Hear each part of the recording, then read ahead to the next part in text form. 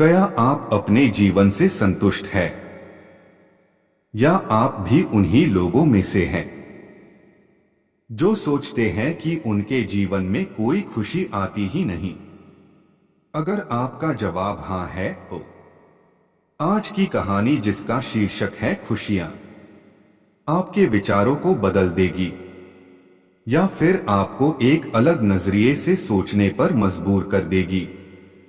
तो चलिए पढ़ते हैं।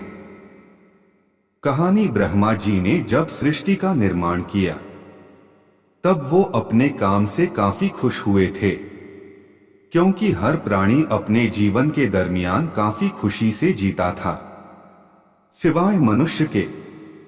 मनुष्य अपने जीवन में कभी खुश नहीं रहता था। ब्रह्मा जी ने उसके लिए जीवन में अनगिनत खुशियां दी थी, फिर भी मनुष्य उन खुशियों की कद्र नहीं करता था। इस समस्या के निवारण के लिए ब्रह्मा जी ने कई देवताओं और गुरुओं से विचार विमर्श किया। कोई कहता कि मनुष्य की बुद्धि भ्रष्ट हो गई है। किसी ने सुझाव दिया कि मनुष्य जानबूझकर ऐसा कर रहा है, इसलिए उसे दंड देना चाहिए। किसी ने कहा उसे खुशियों की अहमियत याद दिलाने की जरूरत है। यह आखिरी वाला सुझाव ब्रह्मा जी को काफी पसंद आया, लेकिन अब सवाल यह था कि मनुष्य को खुशियों की अहमियत का एहसास कैसे कराया जाए। फिर से सभी से सुझाव मांगे गए। सबने सहमति से यह तय किया कि मनुष्य को जो खुशियां बेहद आसानी से मिलती है, उसे कठिन तपस्या और परिश्रम के बाद मिले। ऐसा कुछ किया जाए। एक देवता ने बताया कि अगर खुशियों को मनुष्य से दूर कहीं छुपा दिया जाए तो वह खुशियों को पाने के लिए परिश्रम करेगा, तब उसे खुशियों की सही अहमियत पता चलेगी। अब सब इस बात पर विचार करने लगे कि खुशियों को आखिर छुपाया कहां जाए। एक देवता ने ब्रह्मा जी को सुझाव दिया कि खुशियों को जमीन के अंदर दफना दिया जाए।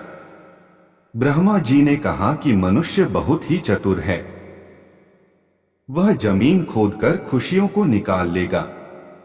दूसरे देवता ने खुशियों को समुद्र के पानी में छुपाने का सुझाव दिया। ब्रह्मा जी का कहना था कि मनुष्य गोता लगाकर उन खुशियों तक पहुंच जाएगा। आखिर ब्रह्मा जी के दिमाग में ही एक विचार आया। उन्होंने खुशियों को मनुष्य के ही अंदर छुपाने का तय किया।